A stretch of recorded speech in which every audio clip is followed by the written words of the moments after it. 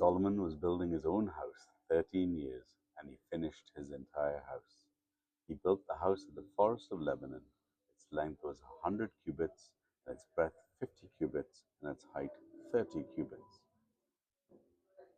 And it was built on 4 rows of cedar pillars with cedar beams on the pillars, and it was covered with cedar above the chamber that were on the 45 pillars, 15 in each row.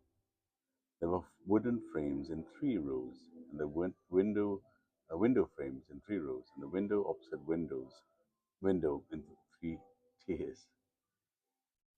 All the doorways and windows had square frames, and the window was opposite window in 3 tiers. And he made the whole of pillars, and its length was 50 cubits, and its breadth 30 cubits. There was a porch in front with pillars, and a canopy in front of them. And he made the hall of the throne where he was to pronounce judgment, even the hall of the judgment. It was finished with cedar from floor to rafters.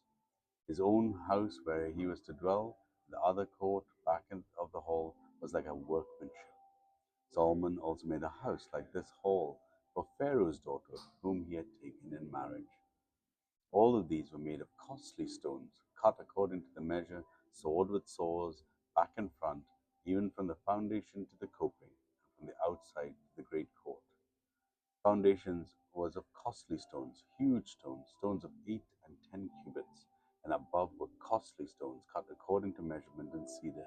The great court had 3 courses of cut stone all around, and a course of cedar beams, so that had the inner courts of the house of the Lord, the vestibule of the house. And King Solomon sent and bought Hiram from Tyre. He was the son of the widow of the tribe of Naphtali, and his father was a man of Tyre, a worker in bronze. And he was full of wisdom and understanding and a skill for making any work in bronze.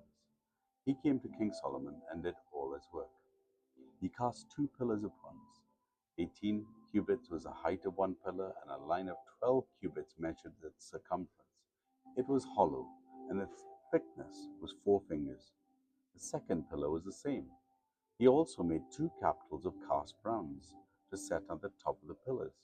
The height of one capital was 5 cubits, the height of the other capital was 5 cubits. There were lattices of checker work with wreaths of chain work for the capitals on the top of the pillars, a lattice for the one capital and a lattice for the other capital. Likewise, he made pomegranates in 2 rows round the one lattice work to cover the capital that was on the top of the pillar, and he did the same with the other capital. Now the capitals were on the top of the pillars in the vestibule were of lily work, 4 cubits, and the capitals that were on the 2 pillars and are also above the rounded projection that was beside the lattice work. There were 200 pomegranates in 2 rows all around, and so with the other capital. He set up the pillars of the vestibule of the temple. He set up the pillars in the south and called its name Jachim. And he set the pillar up on the north, called its name Boaz. And on the tops of the pillars were lily work. Thus the work of the pillar was finished. Then he made the sea of cast metal.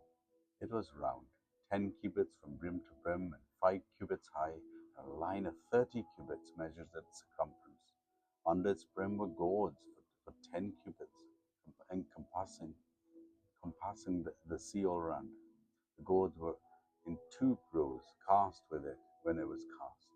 It stood on 12 oxen, 3 facing north, 3 facing west, 3 facing south, 3 facing east. The sea was set on them, and all their rear parts were inward.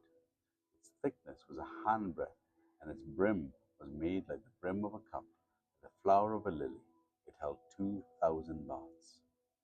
He also made the 10 stands of bronze. Each stand was 4 cubits long, 4 cubits wide, and 3 cubits high. This was the construction of the stands. They had panels, and the panels were set in the frame. And on the panels that were set in the frames were lions, oxen, and cherubim. On the frames, both above and below the lions and oxen, were wreaths of beveled work.